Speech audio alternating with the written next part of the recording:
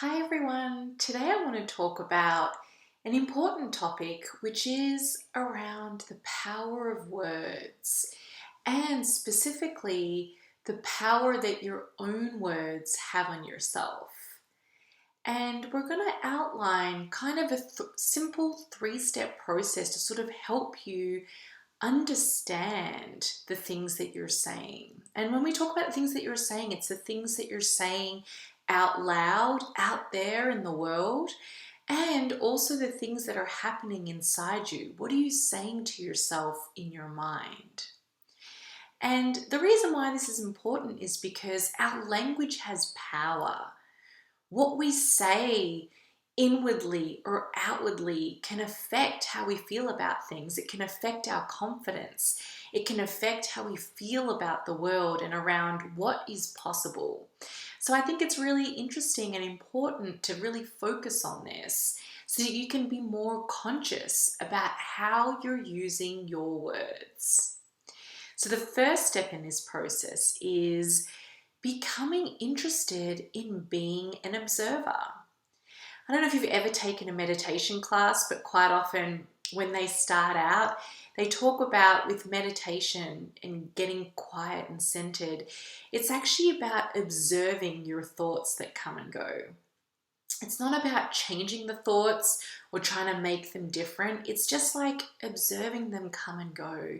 And I like to think of it as, watching the clouds go by. There's going to be so many different clouds that go by, so it's worth watching that. And it's the same thing in terms of watching our thoughts as in watching and observing our words. So the first step really is about listening to ourselves, observing when we're in conversation, what type of language do we use? Do we use hopeful, inspired, and empowered language that makes us feel pumped up? Or do we use language where we feel like a victim, where we feel like things are against us or things that are hard? And I really want to call out is there is no right or wrong in this.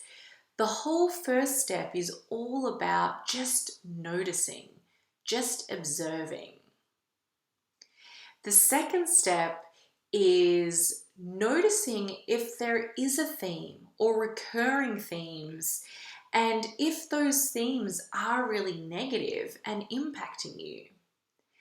So while none of it's wrong, and a lot of these negative words or thoughts or things that go through our mind, they often happen unconsciously. There are things that we maybe don't even think about. We don't even notice that we're saying that thing.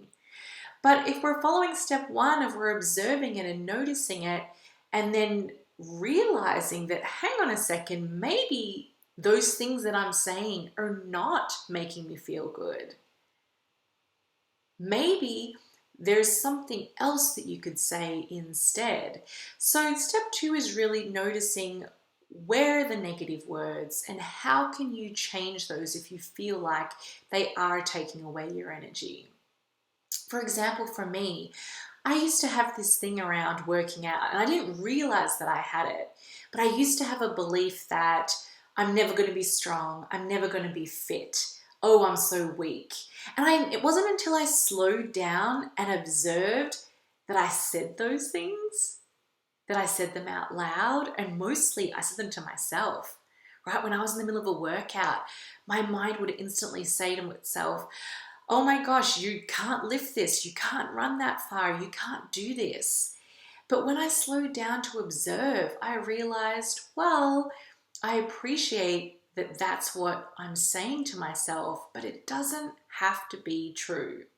Which brings us on to point three, is once you've identified some words that you say either out loud or inwardly to yourself that you recognize they don't really work for you anymore, they don't really serve you, it's about changing those words.